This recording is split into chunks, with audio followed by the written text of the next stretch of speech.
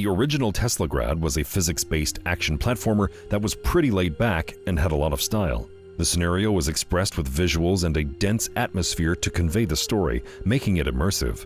The graphics were illustrative and made extensive use of expressive 2D art. The main gimmick behind Teslagrad was how a gamer could harness the power of electromagnetism and how it could be used for clever puzzles and platforming.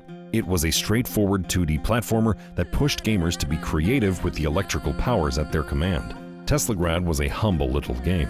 A sequel would allow the developers to attempt something much more ambitious. The original title was from 2013, and the boys at Rain Games have refined their talents by developing 3 other games since then.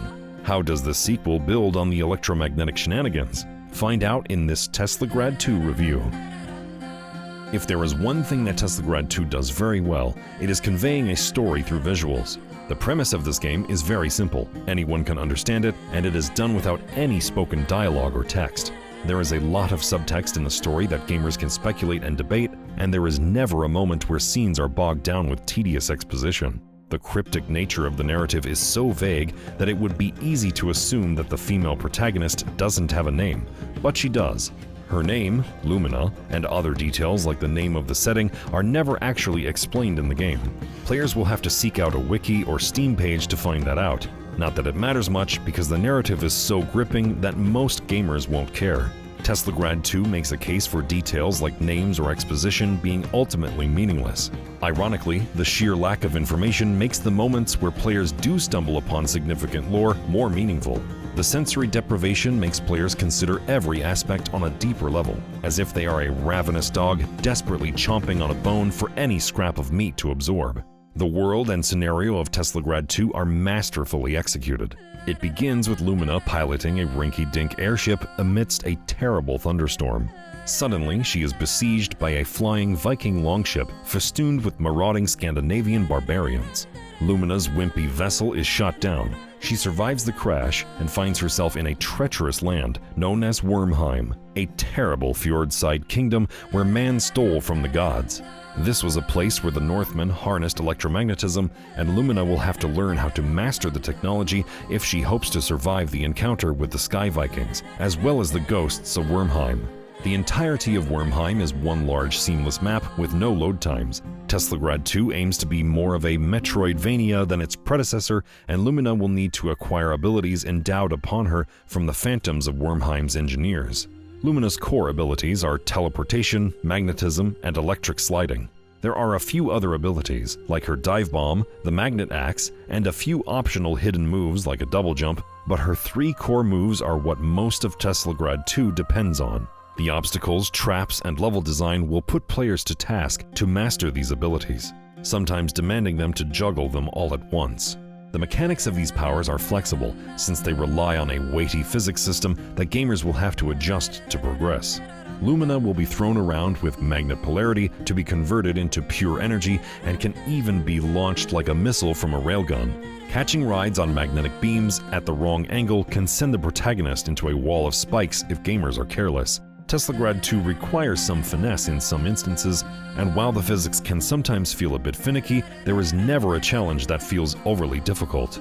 At worst, the teleportation dash does feel like the cooldown takes a little too long before it can be used again. Most of Teslagrad 2 is seemingly systemic and rarely depends on hard-coded scripting. Lumina's range of movement is physics-based, and with a little creativity, players can gain momentum to reach areas in multiple ways.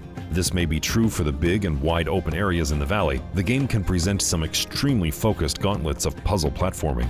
There is almost no combat in Teslagrad 2.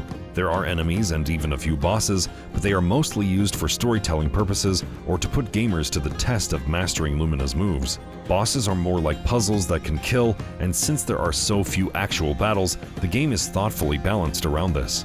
Outside of a one-hit protection barrier, Lumina can only take 1 blow before she is down for the count, giving her a maximum of 2 hits. Bosses will follow a pattern that intensifies and follows a 3-hit rule, apart from the final boss, which gets a bonus 4th hit. This keeps the battles brief and memorable, but still quite challenging. Teslagrad 2 has a very unique look to its art style that seems like it is very personal and distinct to the artist who designed everything. It has some cartoony elements like characters having only 4 fingers on each hand, exaggerated silhouettes, and color schemes to make each one stand out. Environments are lush and combine 2D and 3D elements that playfully accentuate perspective. The foreground and background are specially embellished to create a sense of depth to the setting, which is fitting since Teslagrad 2 is set in a valley. The effect makes the world feel convincing and gives it a lot of personality and resembles the level of craftsmanship seen in Vanillaware games. Teslagrad 2 is an impressive and creative take on the Metroidvania format. It makes a case for combat being filler in a genre that is bloated with difficult games. The only area where Teslagrad 2 falters is its aggressive crusade for minimalism can make the experience run thin. Wormheim is large and full of secrets and hidden areas, but most of them only reward the player's efforts with a tarot card that gives a vague hint of the story. There are a lot of these, over 80 of them, and it seems wasteful to have so many of these challenges not be implemented into the main path to the end, or have a substantial reward. The best reward that Teslagrad 2 can offer is the hidden bonus abilities, but there are so few of them, and they are acquired late. This is also a very short game if players don't try to seek out the hidden collectibles. Only focusing on the main path and playing casually can lead Lumina to the end in under 3 hours. Due to the minimalistic design, there is not much replay value after beating the game. Picking up all the collectibles and getting to the end only makes the world feel more empty. Being a Metroidvania almost sabotages it, since that sets up false expectations. A better way to look at it is to consider it an open-world version of the kinds of games that Limbo or Inside aspires to be. An inquisitive player who explores and tries some of the optional objectives will find that Teslagrad 2 is excellently paced.